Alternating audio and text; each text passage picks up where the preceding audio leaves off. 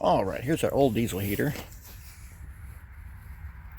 It stopped working, kept getting ignition error on it, but changed the glow plug in. It worked for 4 or 5 days after that, and then it decided to stop working again. We decided to say, screw it, and go ahead and get a new one. It's the old one. Yeah, the old one's got a plug. You can put 110 or 12 volt on it. It's weird. Here's the new one. Nice bright orange one. Look how pretty. Alright guys, I'm going to show you what this heater comes with. Looks like we got the exhaust pipe. It's bendable, flexible. You can angle it any way you want. Just don't ever have it angling up. You either want to have it straight across or going down to let that exhaust out good. Oh, looks like we got a muffler.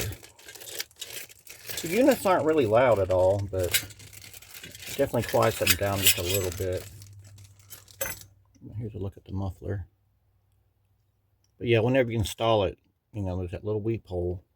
Make sure you have that thing facing down. Any moisture buildup will strip out of that guy there. So don't ever have it facing up like this. I'm going to put it down. Oh. The last ones we bought came with, or last heater we bought, came with some little metal flanges. So if you want to run it out your floor, your wall or something, it'll keep the heat off your wood or whatever. But this one comes with a little insulation tube here to put on your exhaust pipe. Definitely want to prevent fires, folks.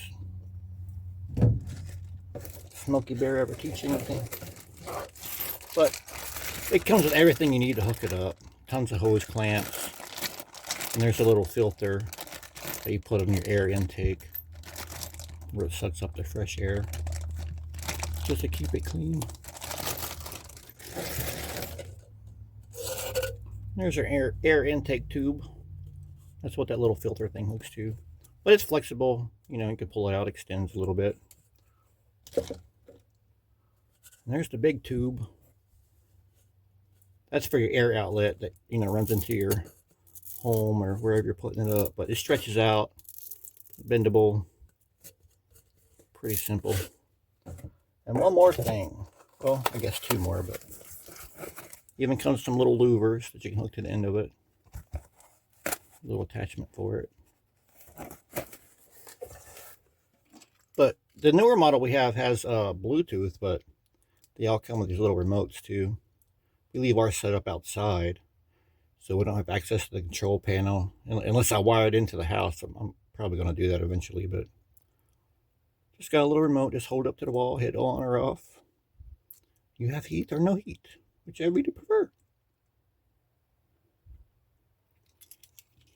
But yeah, and this one's even got a new control panel on it. Does a Bluetooth. It'll be fun trying this guy out. We said that the air comes from here. And there's two connectors on the bottom for your inlet, your air inlet, and your exhaust pipe. I'll show you that in a minute. But yeah, this new unit just came with a straight 12 volt cord. It didn't come with a plug at all. So I just used a old 110 plug off the old one and wired it up. Working pretty good. Just now tested it out. Let it run for a while, getting, you know, the oils or whatever off from the factory, so it's not smelling the house up. And we'll show you how we have it hooked up. Alright, so this is how we have it wired into the RV. You know, normally with the RV you'll have a metal plate here for your propane furnace. There'll be an inlet and outlet. So I just took the metal plate off, made my own little wood plate here. But yeah, this is for the air, the hot air going in. And this is for the fresh air intake. I went ahead and run that inside because it gets cold here, so we'd rather have it taking air from the warm inside than outside, which don't seem really affected at all. And then our little exhaust pipe that plugs in. And it's got a little tiny muffler just to keep it a little quieter. And it's got a weep hole in the bottom. If you ever install one of these, make sure this little weep hole thing right here, make sure that's facing down. And always make sure exhaust pipe straight up and down, or, you know, out. You don't want it to ever go up. You don't want it to ever bend up. But yeah, that's what we've been using for heat. It's working great. Way better than propane. Doesn't put off any moisture. So, you know, in a small space, you don't want that moisture build up. And I'll take you inside and show you how I have it rigged up in there. All right, here's what it looks like on the inside. You know, got the main air vent coming in. Got it teed off.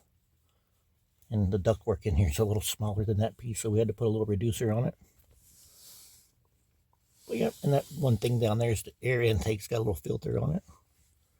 That's the fresh air that sucks in.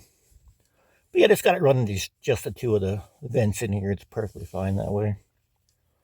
But yeah, I wanted to show you the inside part. One going to the front, one going to the back.